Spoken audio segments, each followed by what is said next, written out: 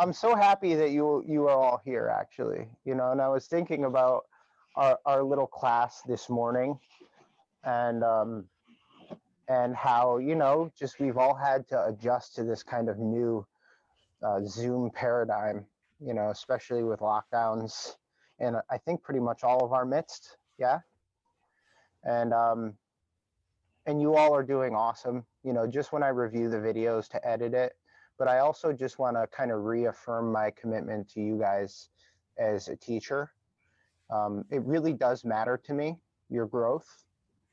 And it really does matter to me that we can all kind of collectively find the outer edges of our practice. So anytime you guys have a question or anything like that, just know that I'm fully committed to you all. Even though we're all just kind of attached by this electronic tether. Yeah. And also, with that said, I feel like we're kind of stepping into a new stage now, because the reason why I was thinking about all of this is we've been starting kind of slow, you know, and I'm not a real big tricks person. I like my tricks, but I'm not like a, hey, let's all do this beautiful yoga thing. But what I do want is I want you to be able to find these unique and challenging positions that have a real functional basis. Yeah. And so this is where we start getting into, we started touching on, right, Helene, our deep squats, right? Elegantly named our ass to grass squats. But there are other kind of things that I want us to start thinking about. And what it really all comes down to is our orientation to the ground and how we transition from different orientations. So we're going to be doing, or at least starting to touch on, a couple things that may or may not feel like, oh boy, he wants me to do what? Okay. And just know that these are now, if they feel kind of hard or like a movement you haven't thought of in your mind before, just know that it doesn't have to get done today. It doesn't have to get done in a week or in a month. But just know that these are movements that everyone, at least in this room that I know of, can do with just a little bit of work, okay? So does everyone know what a shoulder stand is?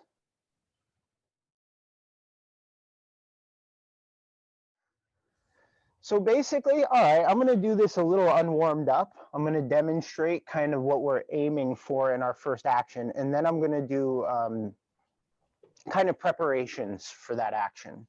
So basically what I want to be able to happen for all of us is I want us to be able to slowly, doesn't have to be fast, transition from Tadasana to a chair, and then maybe think about a deep chair with maybe minimal parting of the knees, right? And then from there, you could part the knees to get the butt to the bottom. You'll place down, and then you're going to roll the spine from the seated position to a shoulder stand, right? And now the second action is more dynamic because we have to transfer from here, which is kind of this upside down Tadasana, to a Tadasana. And so this is our spine roll, our spine segmentation, in order to be able to roll to the flats of our feet. So don't think standing, think rolling to the flats of the feet. Because once you can get here, then all it takes is pressing to the ground. Did you all see that? Yeah, one more time. I don't know if I can roll up to my feet. Tadasana, right? But to ground, slow roll to shoulder stand. And then watch, the knees bend, the spine rounds, and you can kick your feet back to help, okay? I'm gonna try to do this slowly but quickly. The legs kick, the spine rounds, so I roll like a wheel. And then once I'm here, then we come here. Now,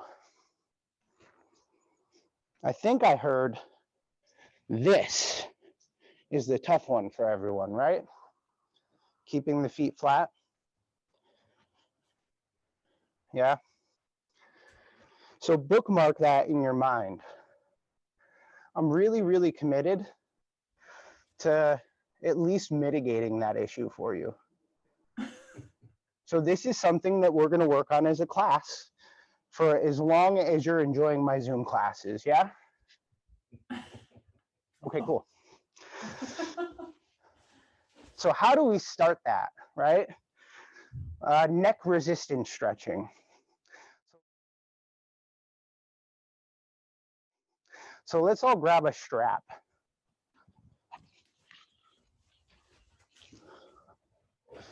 We've all done this together. This is a preparation now.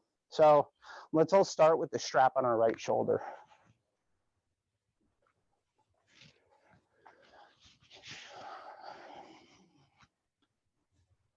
Minimal bend in the elbow. Feet shoulder width apart. Beautiful. Oh, let's all mute until we have questions. That'll make it easier for me to edit. Cool. Beautiful, everyone. Strap on right shoulder, feet shoulder width apart. Slight bend in the elbow. Draw the shoulder down via the strap. Opposite arm, that's the left arm, comes overhead, over the top of the ear. And then we're going to draw the right shoulder down and bring the left ear to the left shoulder.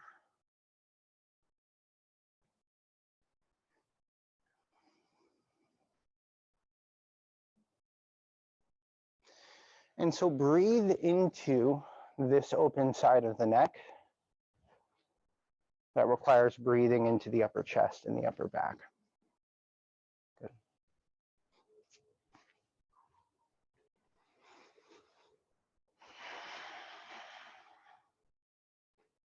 So we're going to do a resistance stretch from the bottom range here.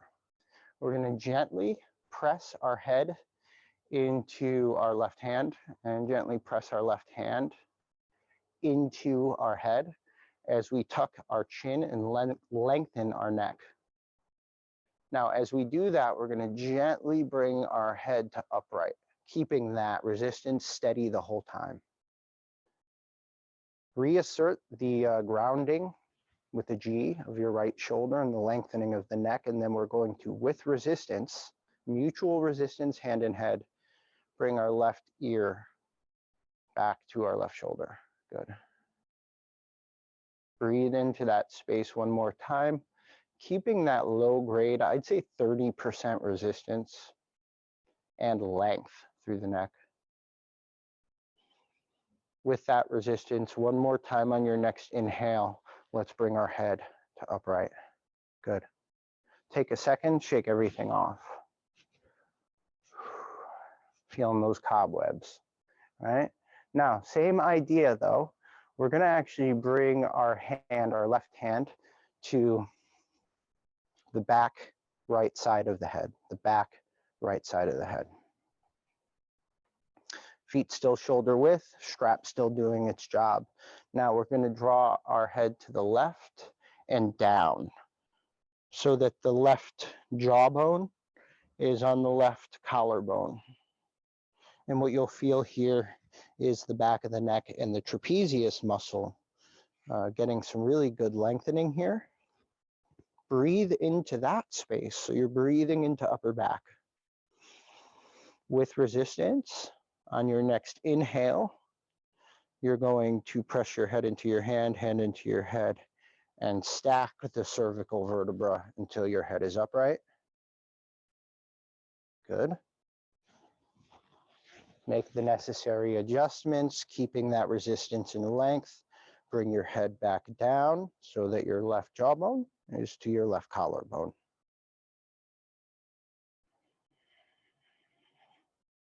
Good, one more time to get to upright.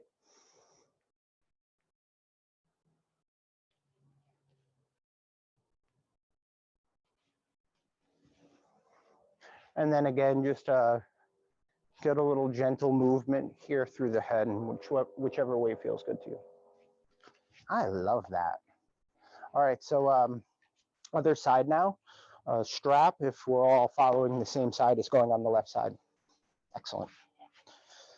So again, small bend in the left elbow. This way we could still engender some alignment, but also some connection to some tissue. Good even feet, shoulder width apart. We're going to use that strap to draw the left shoulder down. Right hand comes overhead, and without resistance first, we're just going to bring the right ear to the right shoulder, maybe noticing any difference between sides.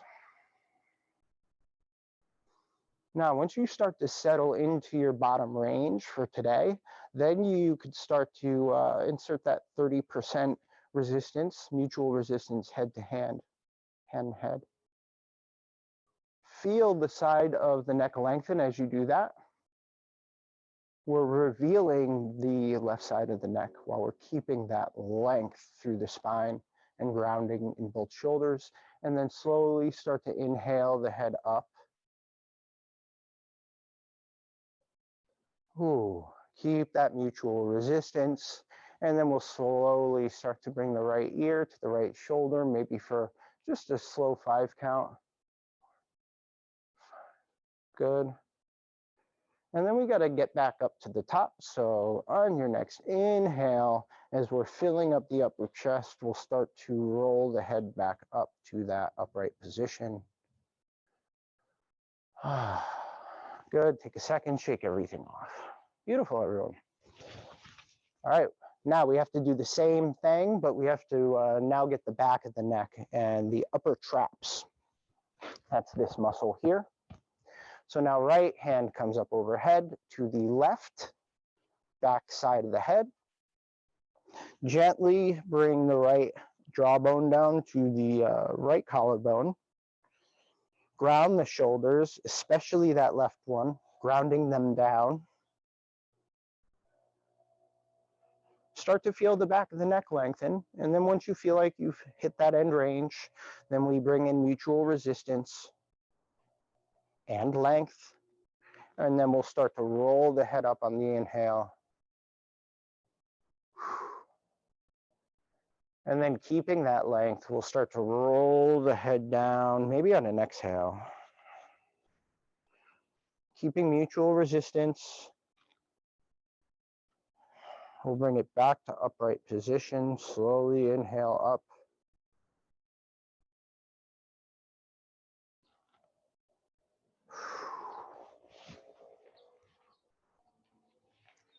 And that, my dear friends, is when you start to notice how much shorter one side of your neck is than the other.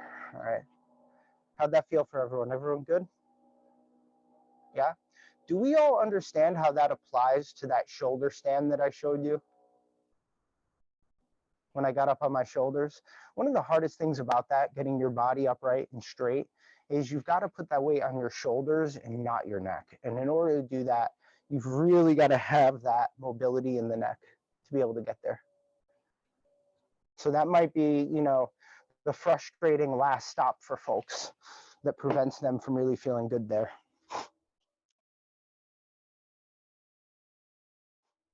Okay, good. Repeating. Ooh, this feels like a real class now with real students and a real teacher. We're repeating something we did in the last class. Okay, we're going to do that wall spine segmentation. Do you remember when we did that hip bridge on the wall, everybody? I mean, I'm obviously going to demonstrate it, but it feels super good. So we're going to find a wall. This time, what I think I want to find is if we all have one of those inflatable balls.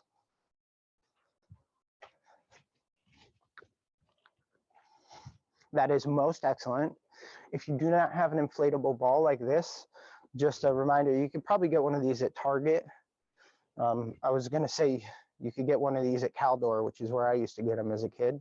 I don't think Caldor exists anymore. So if you don't have one of these, yoga block will suffice. And then maybe have whatever prop you're going to use for this, and take a Viparita Karani. So that's legs up the wall. You know, if you have the space, the way that I like to cue it is I kind of like to establish my distance from the wall before I put the legs up it. So I have about 6 inches from the wall here, my left hip, 6 inches from the wall, and then I'll roll down, and then I'll just kind of walk my legs up the wall. And then I have to make some adjustments, but that kind of gets me set up in a position there. And once you're there, all I want you to do is, like we did the last time, just see how your spine sits on the floor with the weight of your legs going straight down into your hip sockets. And breathe into whatever tight spaces you're feeling. This is how we're starting to unravel these knots that are going to prevent us from getting into these kind of wild looking ranges. There is an incredible hawk flying right above me.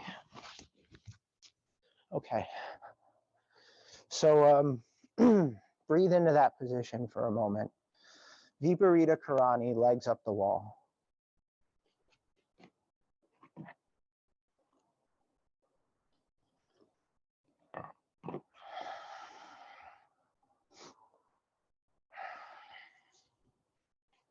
And so now while you're here and you're breathing into that space again, just using your hands to kind of feel the distance between your bum and the wall. Ensuring that you've got about a fist distance or 6 inches from the wall. Somewhere between that is fine. Beautiful. Breathe. Bend the knees and bring the feet flat on the wall. Yep. Once the feet are flat on the wall, if you haven't placed the prop between your thighs, let's do that. So we are going to do kind of a little dialectical difference between what I cued the last time and what I'm cueing this time. So let's try to find the pubic bone. Okay, the pubic bone is pretty low in your crotch, and it's about 2 inches from the base of your body, okay, where your body ends and the air begins, 2 inches up. And what you'll find there is a bone. It's right above all of our genitals, basically. Yeah, press onto that bone, and this is where we want the origin of this abdominal action to begin, everybody. Yeah, so maybe your legs are out of 90 degree. If you can see the computer, I am going to give a visual here. This is another way of getting into it. We can work on that later. So this ball is really helping us with this cat action, right? This cat action in the abdominals. I'm squeezing the ball gently just to create some resistance for the inner thighs. This will give me some more awareness in my pelvic floor. When I inhale, I'm expanding my ribs. When I exhale, I'm lifting the pelvic floor muscles. You're gonna feel that action right in the lower core, right in the lowest aspect of your core, from the base of your body, right above your pubic bone. And really what we want that to do is lead the action in tucking the tailbone. So it's not our brain that's tucking the tailbone, it's those abdominal muscles. As we're working to keep that awareness, that connection to the ball, we continue to tuck the tailbone, continue to roll the spine up as high as we can with feet flat, keeping that connection on the ball once again. So just like the spine rolled up vertebra by vertebra, the connection to the core also did. Right now, you should feel your upper abdominals and the muscles on your ribs really connecting, as well as your inner thighs. So now we're going to roll down from the top down as we roll down from the top vertebra down. I'm at my middle back. I'm not all the way up yet. So squeezing the top abdominals engaged to place the vertebra and the thoracic spine onto the ground. Then the middle abdominals, the rectus abdominis, you'll feel engage to round the spine a little bit more. You'll really feel the transverse abdominis connect. This is usually where people can feel TA the most, is in the lower abdominals. As you start to place the lumbar spine and the sacrum, and then finally the tailbone onto the ground. Woo! Take a second, shake it off.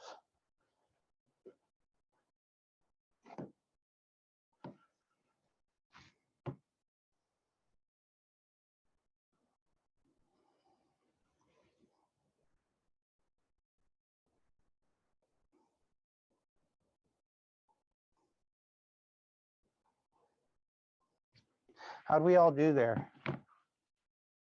Yeah? All right, how about this? Did everyone feel lower abdominal connection? Give me a thumbs up if you did. Cool. Awesome. Did you feel your pelvic floor? You had to if you felt lower abdominal. Yeah. Okay, how about middle abdominal connection? Did anyone feel that, or did anyone feel like they lost it there? Yeah, you felt it? Good, Allison. Excellent. Upper abdominal and by the ribs. Were you able to get there? Okay, good. So these are just things to note, because this is also, if you're having a feeling of lost connection in the abdominals, you're probably going to have a feeling that you're losing your spine segmentation in that same area. So this is a pattern, yeah? So the abdominal connection and spine segmentation ability in flexion, they correlate. All right, let's bring our feet up a little bit higher. I want you to go as high as you can here. Sorry, one awkward part.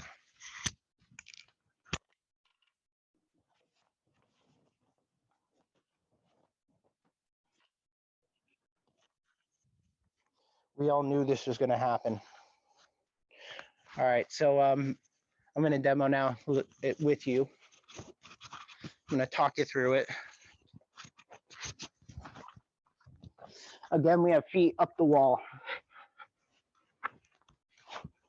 Now we can use our arms to help us here. And what I mean by use your arms is we're using our back muscles and our chest muscles.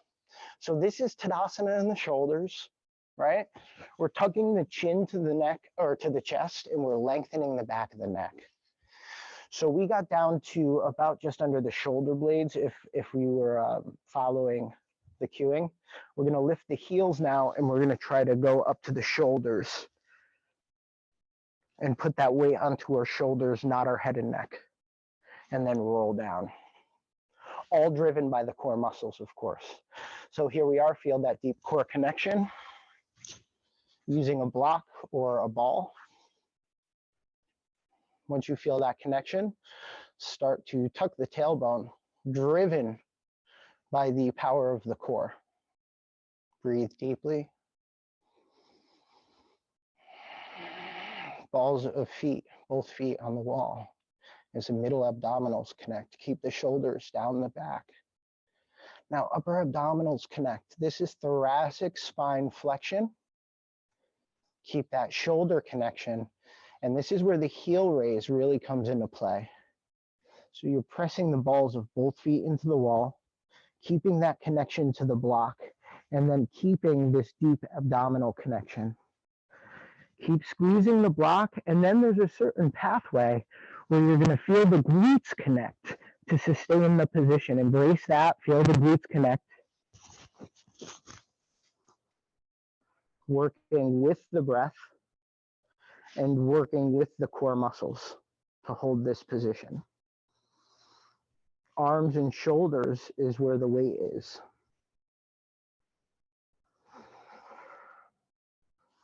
Connect to the hamstrings and pull the feet without moving the feet.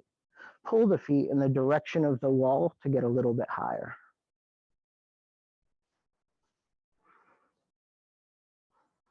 And then we'll begin the process of rolling down by doubling down on that upper abdominal or upper transverse abdominis connection. And then rounding and rolling through the middle abdominal connection. Keep that connection on the block. As we get to the lumbar vertebra, this is where people lose some of that mobility. So slow down here and really spread the low back onto the floor.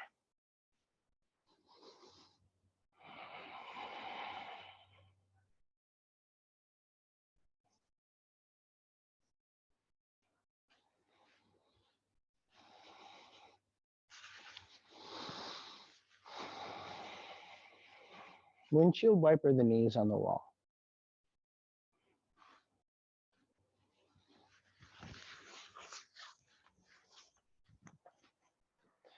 Maybe get up and walk around for a quick second.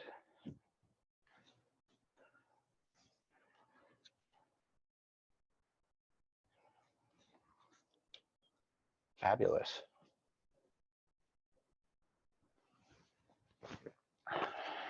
Take some twists while you're standing. Good. For me, where I really feel that is a good leg connection. And then my thoracic spine just absolutely loves that. All right, so grab your foam roller while you're up, if your foam roller is not near you. If you do not have a foam roller, a tennis ball will definitely suffice.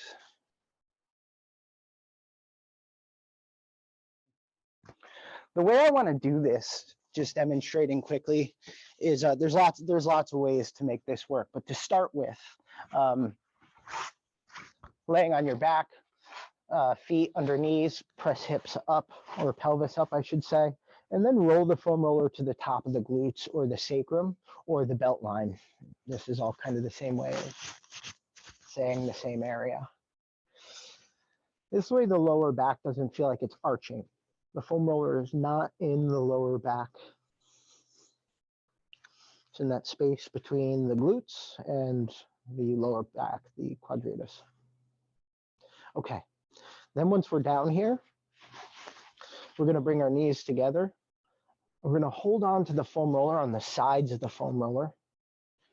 And then we're going to rock our knees from left to right. And the more that you can keep the knees together, the more that you're wrapping the tissue of the hips, the glutes, and these adductor, these side hip muscles, the more you're wrapping them around the pelvis, making them available for this foam rolling, tick-tocking action we're doing with our legs. This is a good passive opportunity to connect your breath to the action at hand. Maybe inhaling in one direction, exhaling in the other, and then after a couple passes, switching. If you want to go a little deeper, try crossing your legs over each other, like you have a pencil skirt on.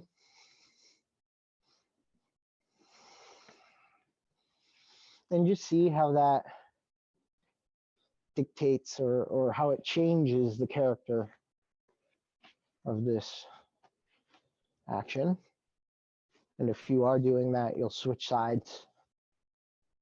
And if you are inhaling in one direction and exhaling in another, switch breaths.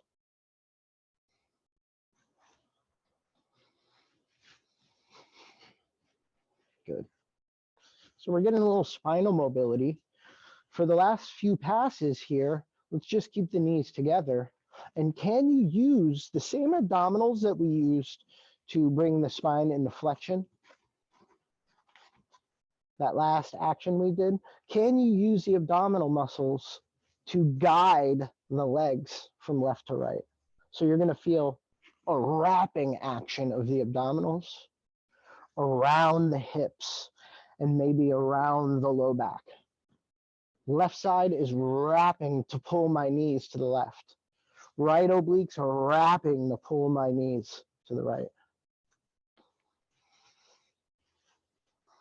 If any of this stuff sounds a little obtuse, don't worry. Over time, with repetition, you'll see what I mean. You'll see what I'm feeling here. Repetition is key. Okay, good. Now, I'd say roll to one side to come off of the foam roller. That's the most ergonomic way. And then find a seat on the foam roller. Oop. I'm hoping I'm visible. I made that mistake last class. I am, okay, somewhat. I have a gray foam roller which I'm sitting on. I've got my hands behind me and I'm rocking to the outside of my right glute. And I'm just rolling up and down this quarter panel. So I have Adidas track pants on. It's not the side of the leg, it's behind the 3 stripes. It's right here on the side of the glute.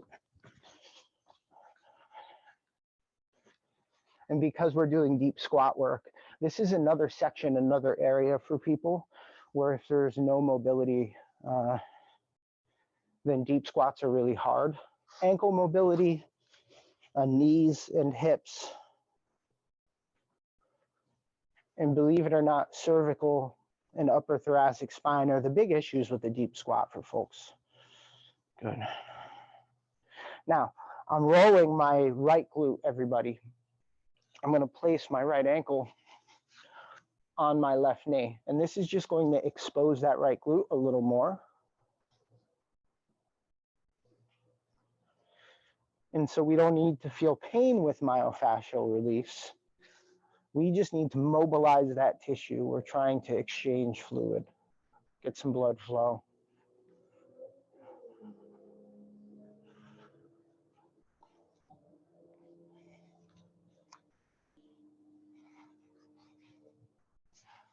Good. And then we'll switch sides. You can do as much flare as you want as you do that. All right. And then we'll just go to that left glute now if you're following my directional cues.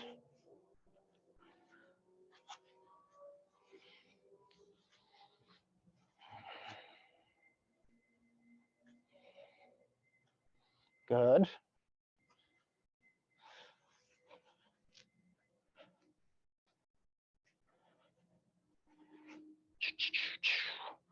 I've crossed my leg up, or my left leg up onto my right knee, my left ankle up onto my right knee. Took me 3 tries, but I got that cue.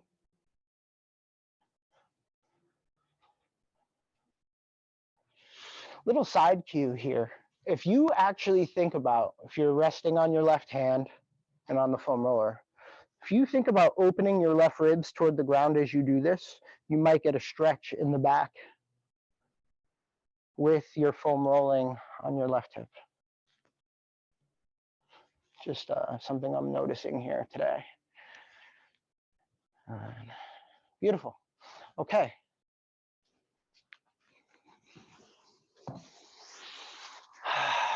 So we did the work.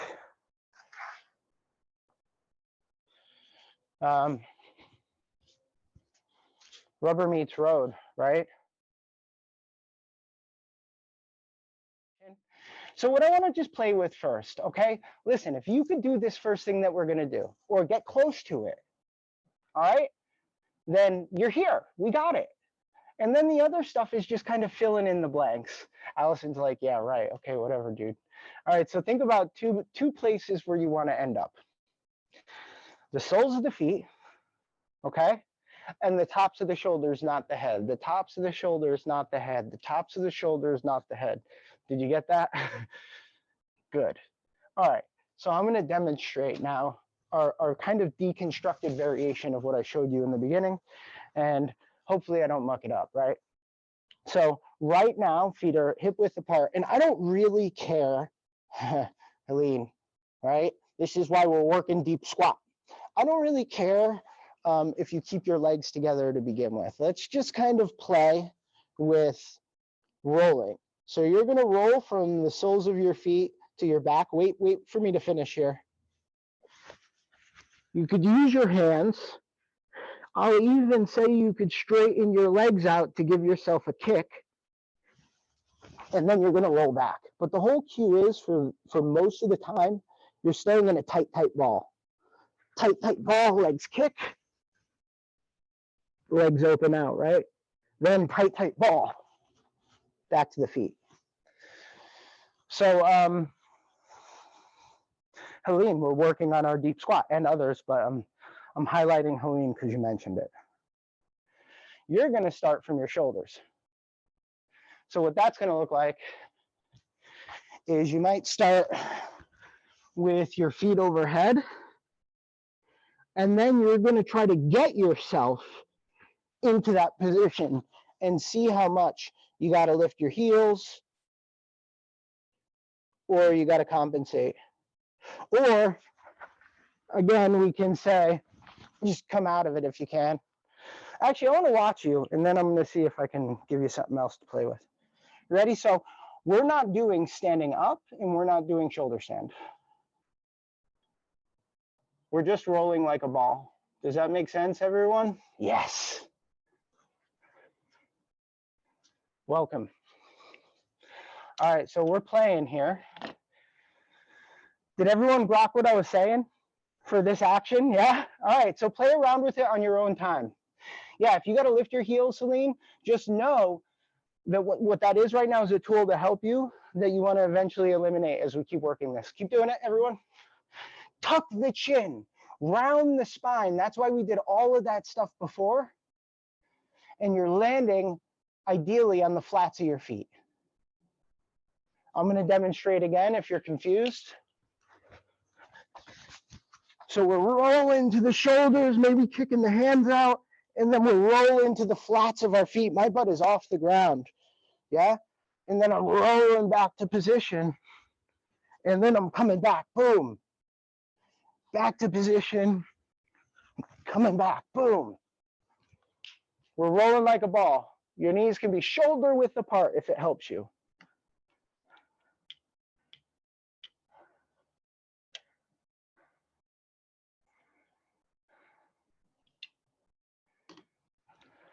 So all right, Milan.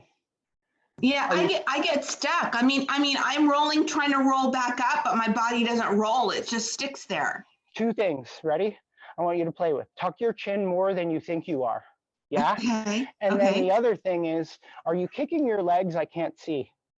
Kicking them from where? From when they're over my head? Yeah, remember all that mountain pose talk I give you? I want you to kick your legs straight like mountain pose once you're at the end here, and then watch this. I'm going to counter kick my heels right at my butt. Oh. I'm going to do that slow for you. Ready? Yeah. I'm going to do it slow-mo. I'm kicking my heels to my butt, and that action is making me roll. Oop. See, can't do that. To that deep squat position. Okay. Does that make a little more sense? Yeah, I'll try it, but it may not work still. Tuck your butt, tuck your chin, and round slowly. And repeat. And over time, you'll get it. About a minute more for this.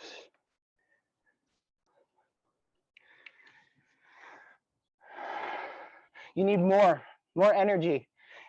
I think what it is for you, Milan, is you are hesitating. Kick, use your hamstrings, round your spine. Boom, you're doing it too slow. More speed, wider feet. Okay, that's your goal. That's your goal. So it's not like you are blocked permanently, Milan, okay? You, right now, you have identifiable obstacles which are easily insurmountable once you realize it in your mind. It's not a physical thing for you, I could tell. Yeah. All right, everyone take a break, shake it off.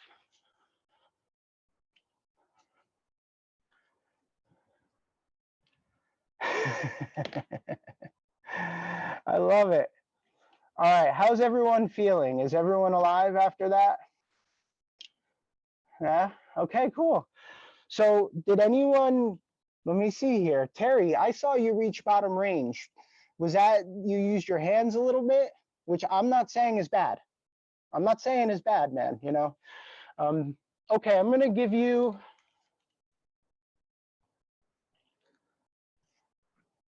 does everyone here have like a, well, no, we'll wait for another time to do that. I'm gonna give you a variation next time we work it that will make this easier for you, but I'm gonna keep you in suspense until next time, okay? Anyone have any questions with that movement? Yeah, Puppy has questions. So again, I want you to see, this is the crazy action we did, Tadasana, right? And then I basically, the end game is we're going into our deepest chair until we have to part our knees. And then we're rounded already. I'm reaching my hands forward and I'm rounding my spine as I slowly, with control, transition to my bum. I keep that rounding in the spine and I've rolled to my back. Now all we're doing With that deeper variation is we're working on our shoulder stand. Okay, that's a flourish.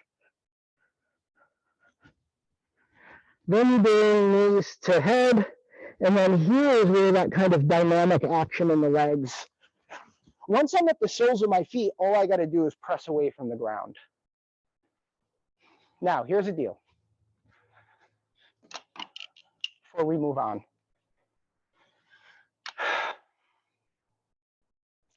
In the real world, shoulder stand isn't going to get you off the ground. It's that transition movement that will. So shoulder stand is pretty, right? And a deep, deep chair is pretty, but I'd rather see you be able to nail that transition to the soles of your feet from your back. Once you can get there, you'll be able to do the other stuff, I promise you. Okay, any questions? Yeah, okay, cool.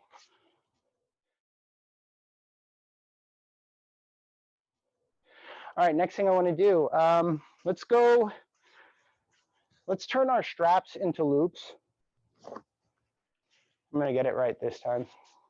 Last time I demoed it, and and I actually didn't get it right. So if you have a strap, everyone has a strap? Yeah, everyone does. Cool. Milen, yours looks like it might be the metal buckle. Oh no, okay, cool. That's even easier. Sweet. Everyone's got straps turned into loops. So if you don't know how to turn a strap into a loop, you take the free end, you put it on the slot from the bottom nearest to the attach end on the buckle. Put it up over the top of that plastic divider through the slot that's closest to the end of the buckle and down. And then you just pull to secure.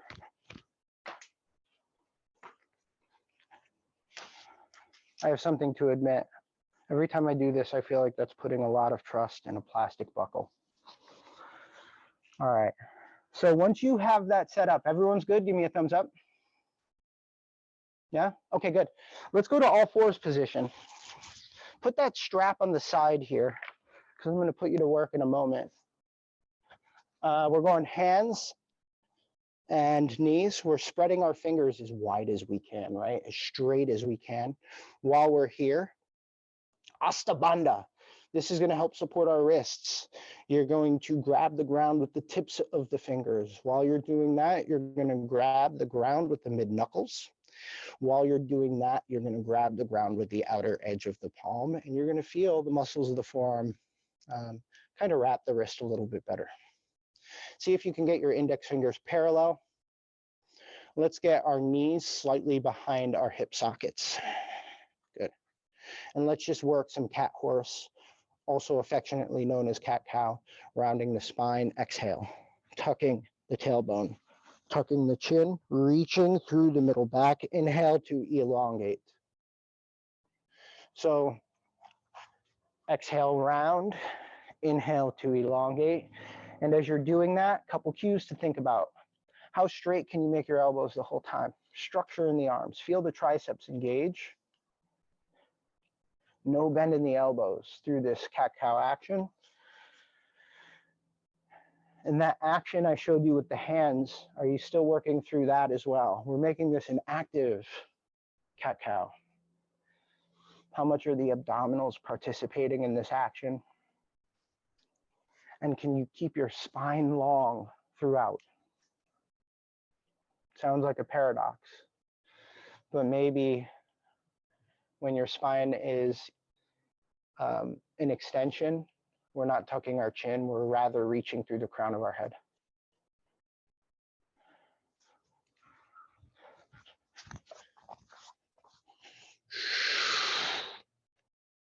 And then I inhale and elongate, and my voice is still clear. I'm not reaching my chin so far forward that my voice is strained. Here I go, long back of neck. The whole spine is elongating here.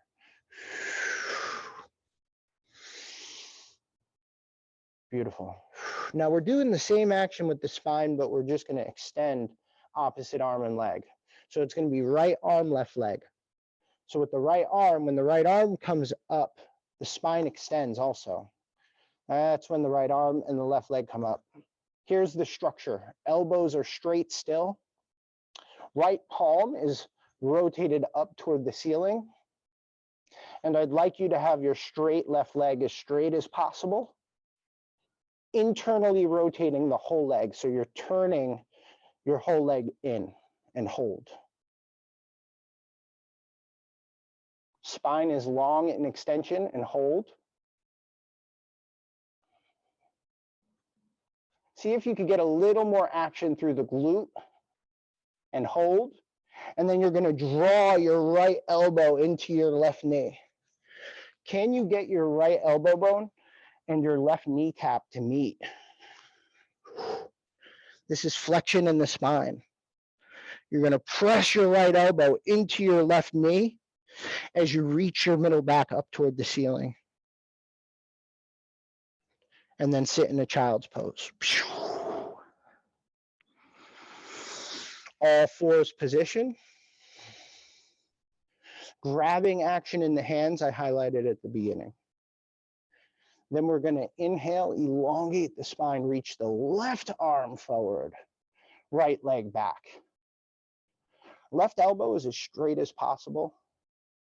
Left palm of hand is toward the ceiling. And right leg is internally rotated with the right glute, helping support this action. Breathe deeply here, 2 more breaths. See if you can reach the right heel away from the left fingertips and vice versa. And then we're going to bring our left elbow to our right knee, squeeze them together, and reach the mid back toward the ceiling.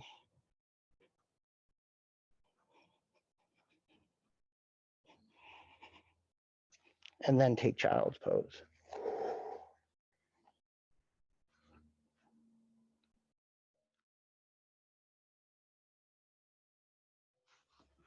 Okay, excellent. We have our strap on hand.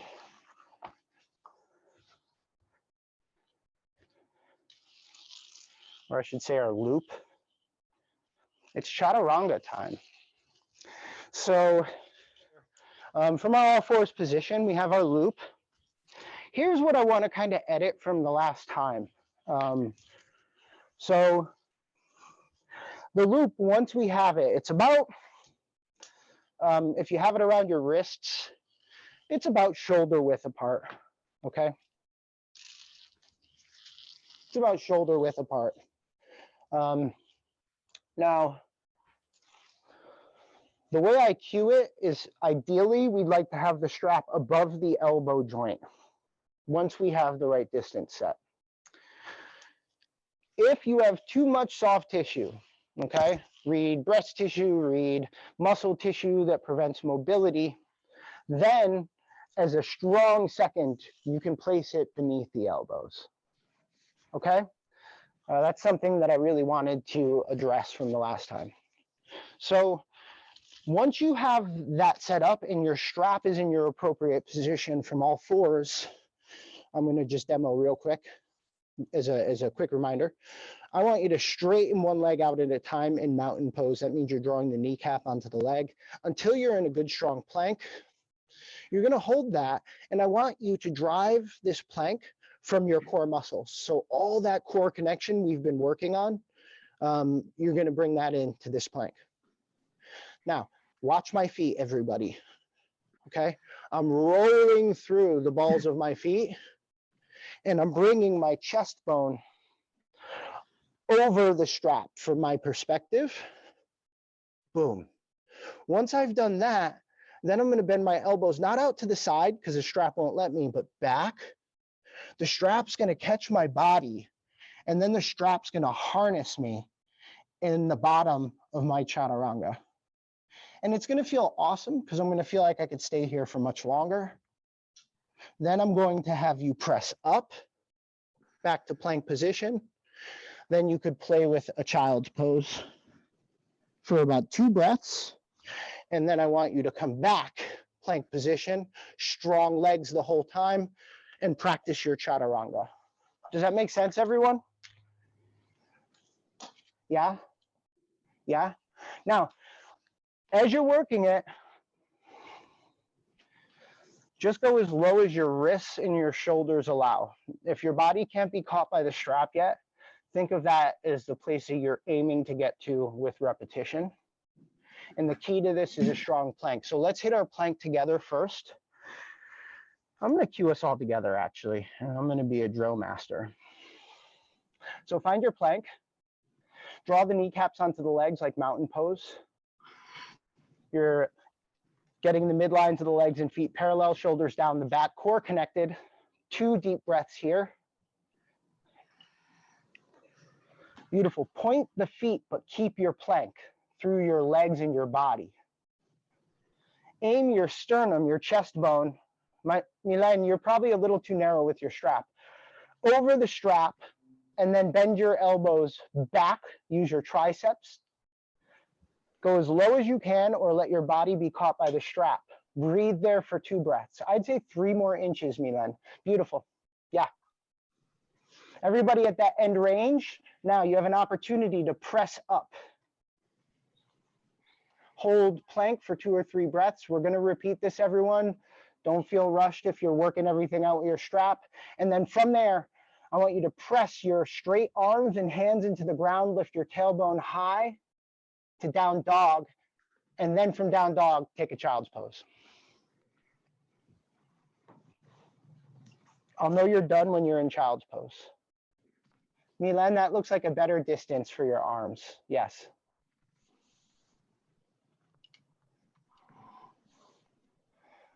Everyone, good. Child's pose, knees on the ground, sit back. All right, 2 deep breaths there. Beautiful, everyone.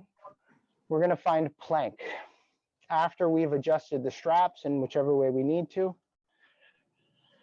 Okay, plank position. If you've really nailed your plank, you're feeling it mostly in your legs and core muscles. From your plank, breathe deeply twice. Good straight arms, good straight legs.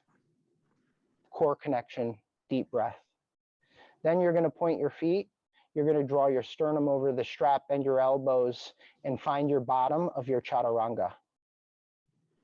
It's gonna feel like magic if you hit it, right? All right, Milan, it looks like you found bottom. You might even be able to get a couple more inches in your strap when you come back up next time. You're still sitting at the bottom of your chaturanga. Now press up. Good.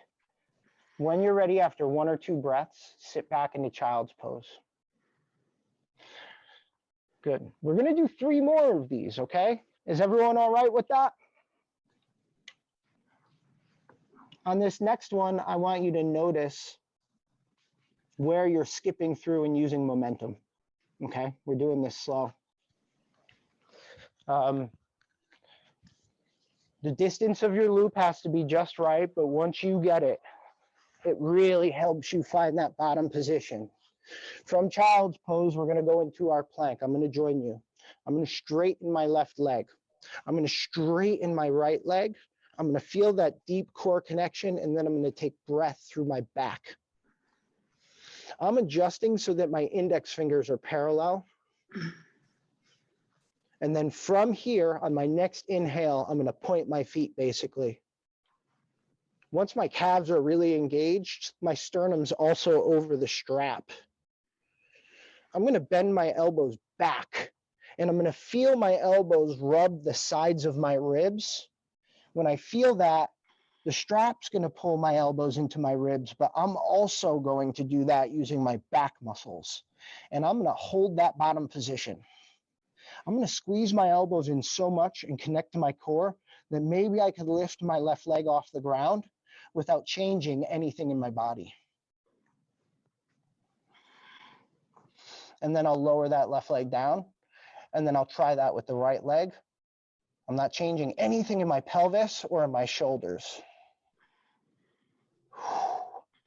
I'm still in bottom range, I'm going to press up to plank position.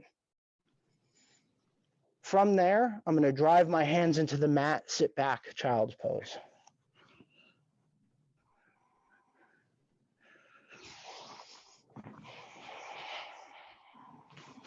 Fantastic. All right, here we go. Let's find that plank. Core driven here. The legs are contiguous to the core, so feel the glutes, feel the quads engage, working with the deep core integrity. Then breathe in through the ribs in your plank. While in plank, feel your triceps muscles engage and your back muscles and your chest muscles engage. One more deep breath. Point the feet to hover your body forward a few inches over the strap. Nice, everybody. Now, bend the elbows back. The strap's going to help you. And then once your ribs hit the strap, your elbows pull in. Double down on that action using your back muscles. Squeeze your elbows into your sides like you're squishing lemons. Make your legs stronger than ever before. That will help. This is where you learn about irradiation. The stronger the legs are, the quote unquote easier this is. Press up out of your plank. From your plank, find your child's pose. Drop your knees and sit back. Nice work, everybody. Yes. Yeah. All right, wrist care. Circle the wrists. Circle the wrists. Every time you get down on those hands, I did fail to say that, but circle the wrists. Massage the tissues of the wrists. Massage the palms of the hands.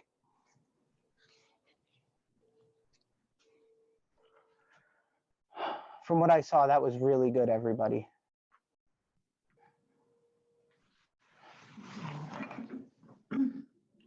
Okay. Anyone have any questions before we proceed? How we doing? Yeah, everything's good? Woo! We still have 15 more minutes. Do you believe that? I think Terry said to Lean, oh, he missed that last rep. We didn't miss that last rep. We got one more to go. Oh, so you know the feet. I'm pointing the feet. Yeah. Are you at the when you're going down for the last, whatever with the straps around you? Are your feet basically? Are you on the top of your feet, or are you on the toes of your feet? That's a really good question, Milan. I do believe that I'm on the toes of my feet. I'm on the tips of my toes. I'm not on the tops of my feet. I haven't transitioned. Right. You would be if you transition for up dog, right? But we didn't do that. No, you're just on your toes there. Okay, great. Thanks. No problem. Okay, good. So chaturanga, got to work it. It's a very important transition because that's what gets you off the ground. Now that we're working in that plank vein, we're working another somewhat familiar action. And this is a block-assisted plank to lunge. So a lot of planking today. But as we start to move into deeper flows and complexes, this transition that gets us up to standing is really paramount. This connected plank to lunge transition, again, watching the angle, the trajectory of my body. Once I go into lunge, theoretically, nothing changes in my body. Yeah? Let's see, right? So the idea is, even if you got to move a little bit, you want to return to a position where you're basically in the same position you were when you were in plank. So here's my lunge. Look at the position of my body. Plank. Lunge. The way we make that a little easier is by putting blocks under our hands to make our arms a little bit longer. Boom. Okay? So before we go into that, put your blocks at the very front of your mat. Hands on the blocks. I recommend grabbing the blocks here. Again, this is using the forearms to support the wrists.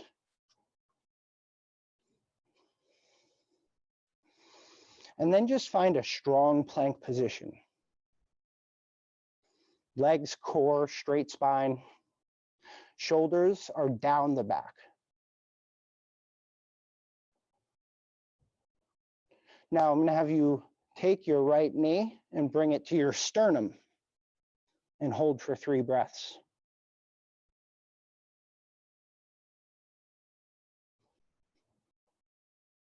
And then straighten out.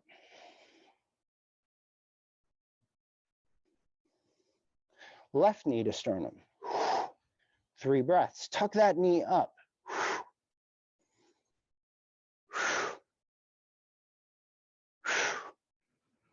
Straighten out the legs for plank.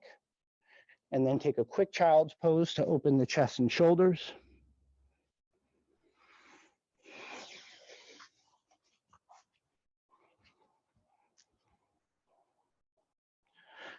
Little wrist care.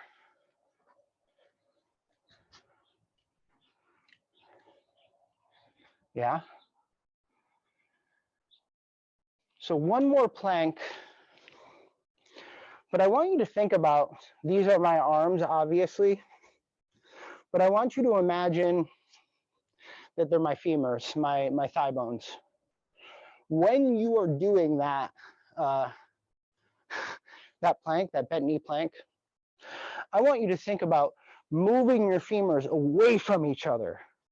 So you're pulling one knee up to your chest, and then the straight leg is totally straight and reaching back in that plank. Yeah? Cool? Let's do it one more time. Plank position. Bang.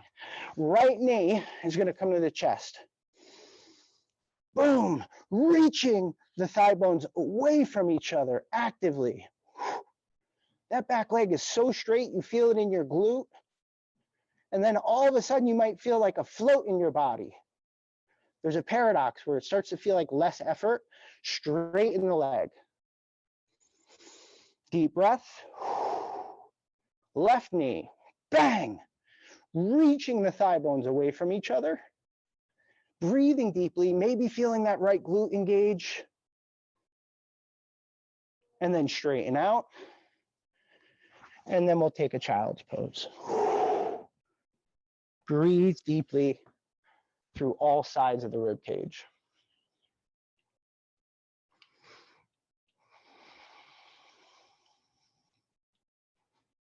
All right. So we're going to complete that action now. That was a little bit of a deconstruction. So now we're doing the same thing, basically. I'm going to bring that right knee to my chest. Oh! Wow, am I still connected?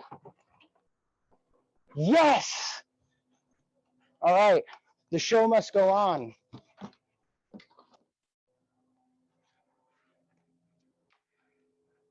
Guys, you should have seen what happened there. That was amazing.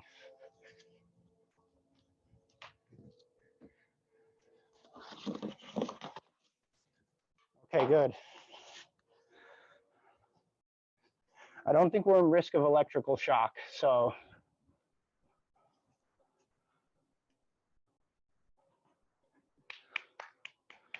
Okay, here we go, carrying on.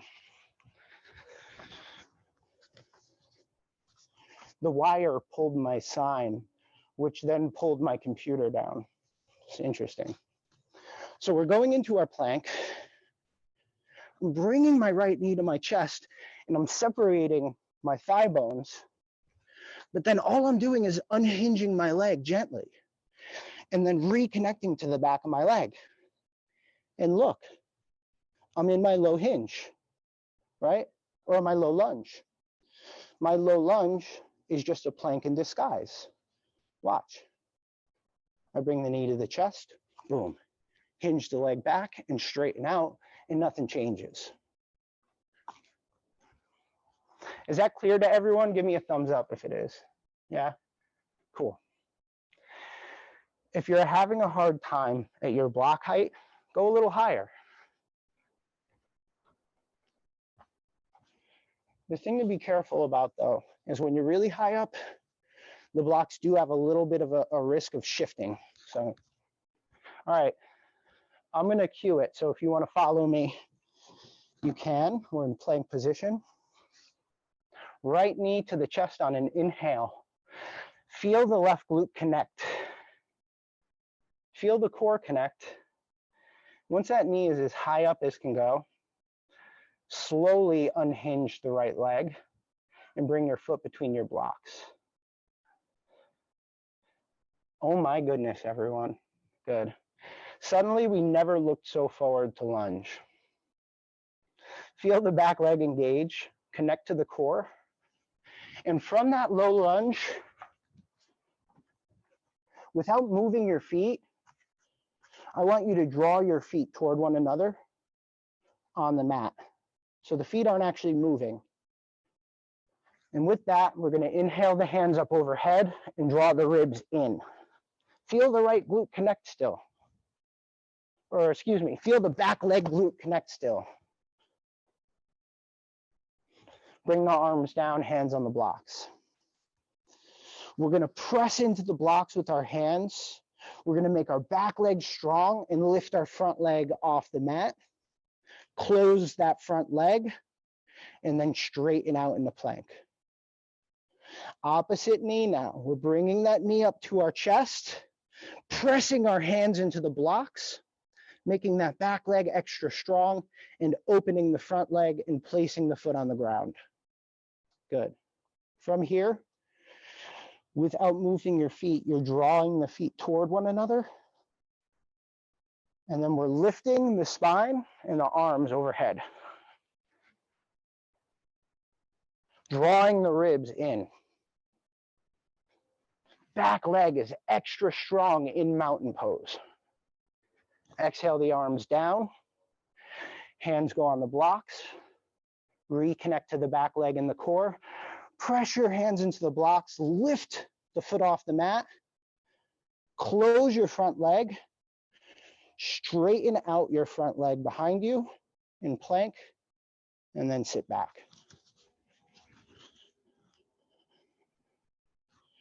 Breathe deeply through all sides of the ribs.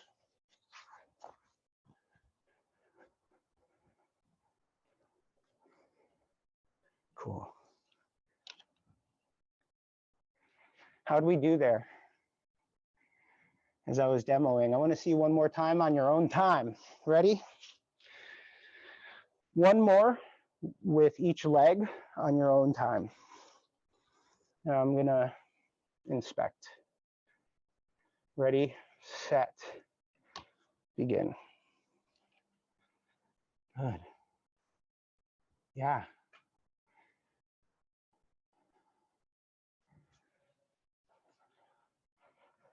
Beautiful. Excellent.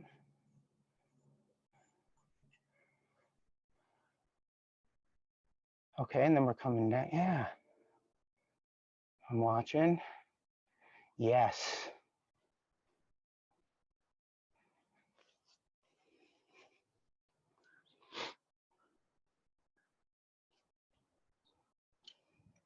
And then when you've done both sides, which it looks like pretty much everyone has, take a rest. Boy, oh boy.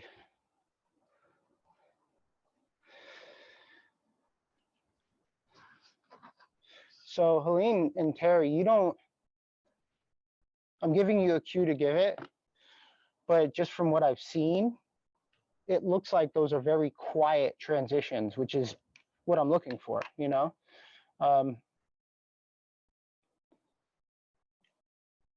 I barely should even give the cue. I would just recommend doing it a little slower while we're practicing it, right? And what this is for is when we start doing faster flows or when you encounter them in a different class, think of this as deconstruction for when you are going faster. Does that make sense? So it was more of a cue for this particular exercise and not how to do it because it looked great.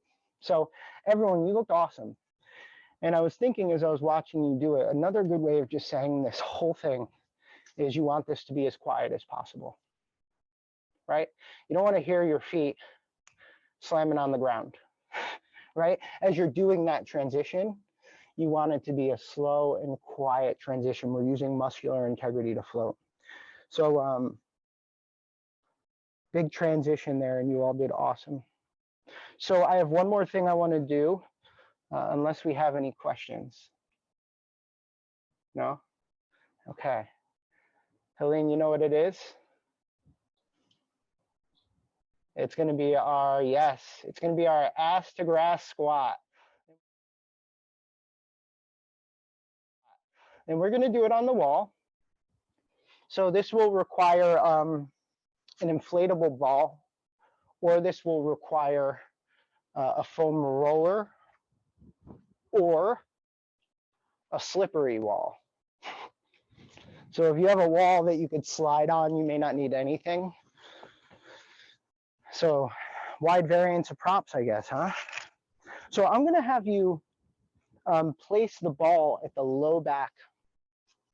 Get in the sun here. The ball is at the low back end, yeah? I'm sliding my feet forward about 2 feet.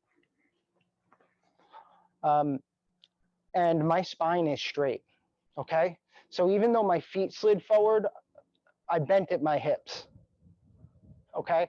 So I didn't work to keep my body straight like this. My spine is straight from the top to the tailbone, okay? And then what we're gonna do here is basically a sliding wall sit with the ball behind us. And then once you get to that normal wall sit position, I want you to try to control your way all the way down to the bottom until the ball is at the top of your shoulders. This should be an ass to grass squat, a deep squat. Now I want you to notice a couple things. The midlines of my feet are parallel. The midlines of my shins are parallel. My knees are over my ankles. And I'm working to drive my hips back on the wall so that my spine stays vertical in this whole action. Boom, back up. And then I'm going to come back down. And again, I'm trying to keep the same distance between my pelvis and the wall the whole way down. And then coming back up. So get yourself set up if you haven't started yet. And then I'm going to cue you all. Yeah, I'm watching everyone. Sweet. You might be able to slide that roller a little further down even, the blue roller. Yeah. And then your feet are about 2 feet from the wall. So they feel a little far forward. You're leaning into the wall, definitely.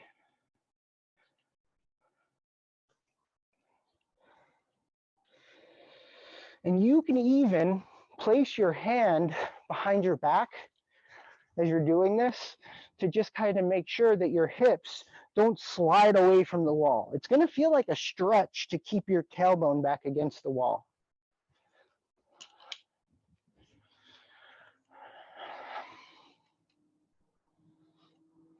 Knees over ankles, roughly, and you're going to feel your glutes and the side of your hips connect. Your head is over your shoulders are over your ribs, and your ribs are over your pelvic rim the whole time. The only thing that changes is the conditions in the knees and in the hips.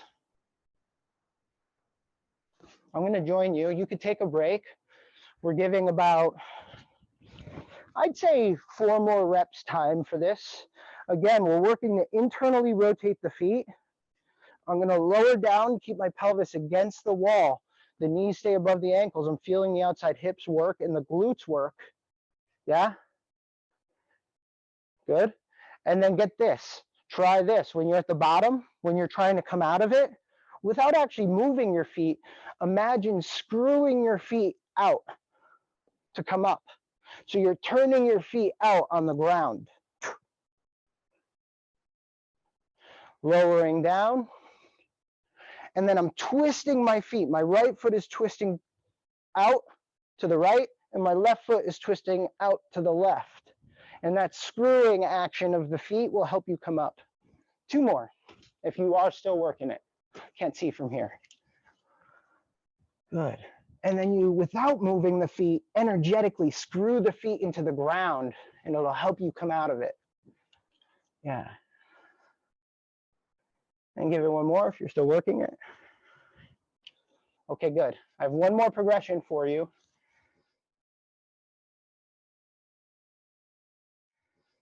Because here's the deal, gang.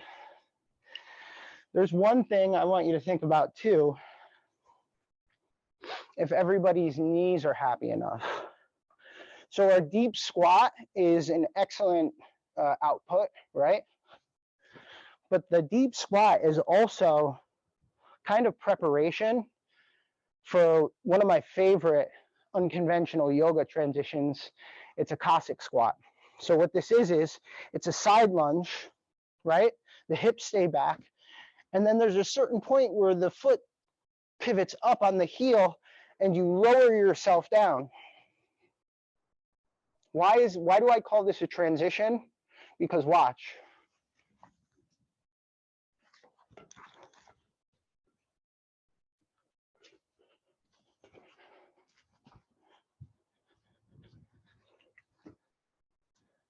Everyone see that?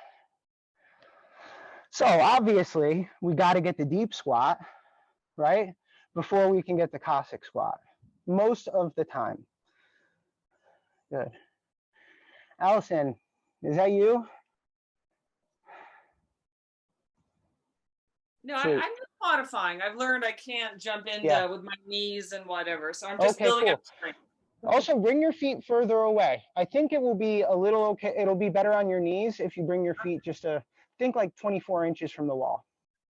Okay, so one quick mod that'll take 2 minutes. You're gonna need space if you're a duet. So, or you might need to take turns for this. We'll have to see how your space works for you. Now,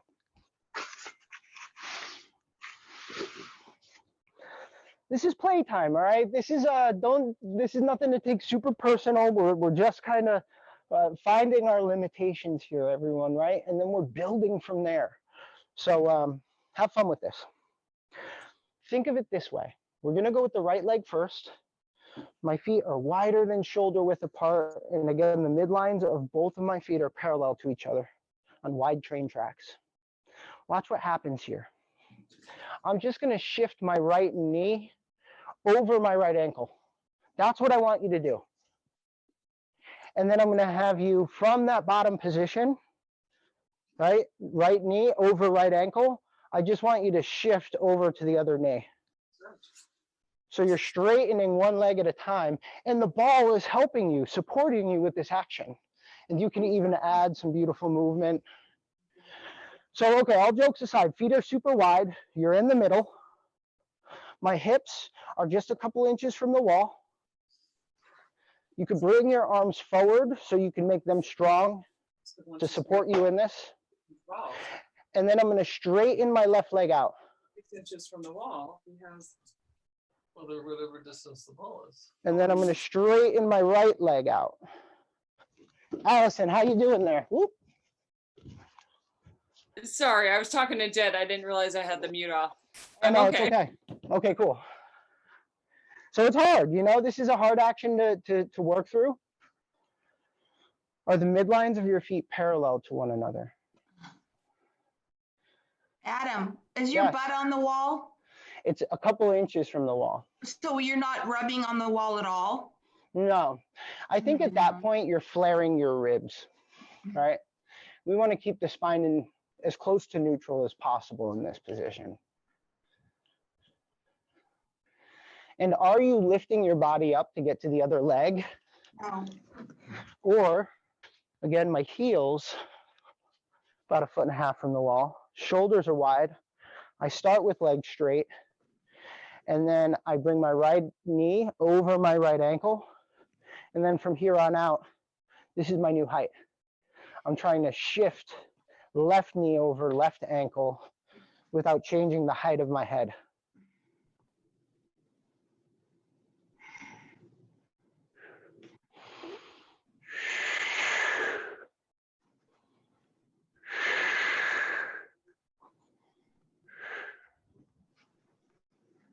And then when you're ready to come out, you might want to try to narrow your feet, turning heel toeing your feet in toward one another, and then pressing yourself up.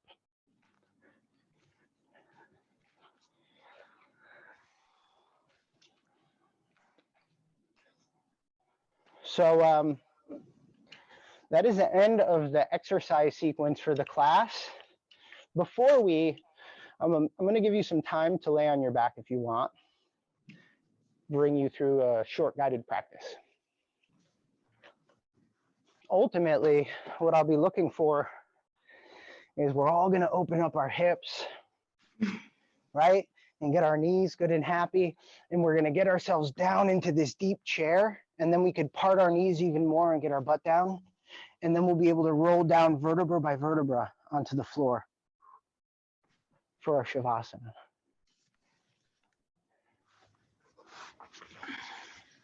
If you can do that, that means you'll live forever. So from here, everyone,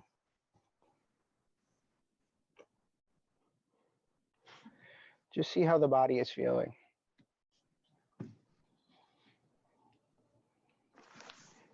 After a somewhat vigorous session today.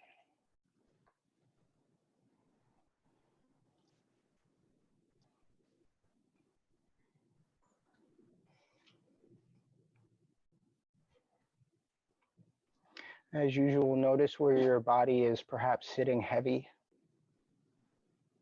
on the ground, where your body might be lifting ever so lightly away from the floor, maybe the neck and the low back.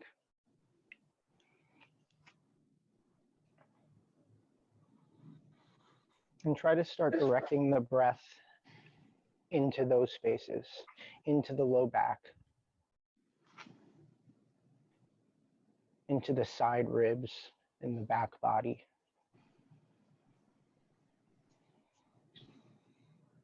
Imagine with each successive breath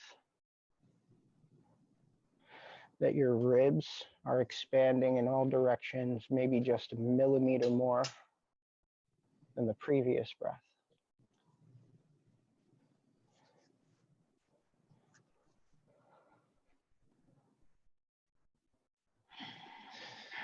Maybe you get yourself to the point where you cannot fill your lungs any deeper than you are.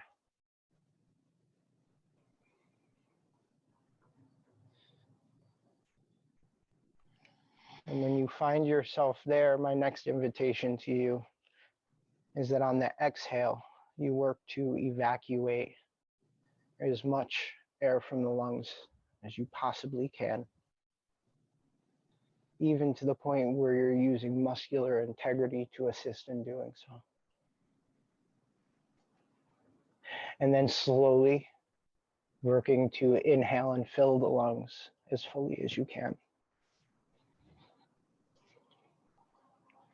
And so here's where the awareness lies. At the bottom and the top range of your breath cycle, you might notice that you want to rush through the inhale or the exhale. And my invitation to you is that you work to keep the quality, the intensity of the breath completely steady throughout.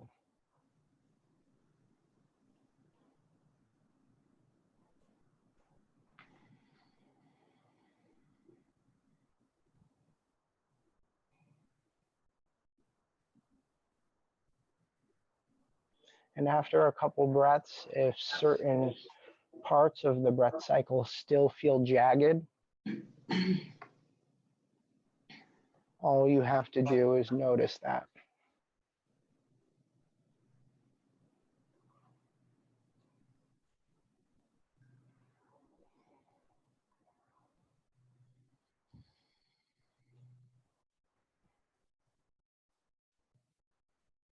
Filling the lungs to full capacity.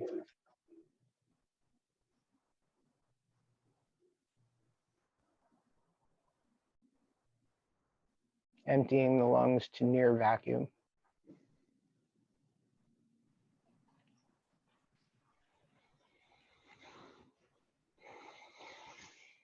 Allow the musculature and the tissue of the face to relax as you do this. Notice where the tension has gathered in your body from this very focused but simple breathing exercise. That is likely where the tension gathers in your body under many other circumstances. Relax the face. Relax the fingers and the palms.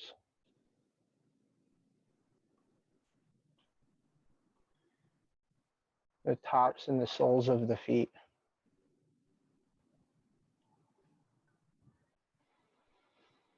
And now one final breath.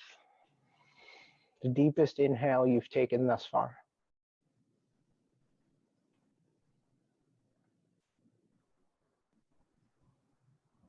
The deepest and most steady exhale you've taken thus far before returning to a normal breath pattern.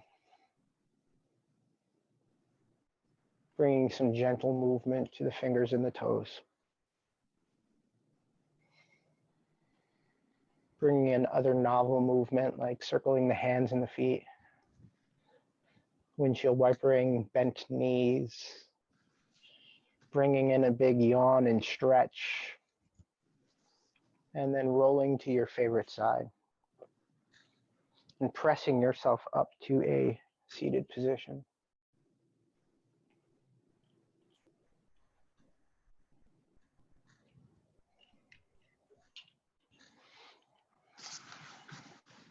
And just notice where you're at.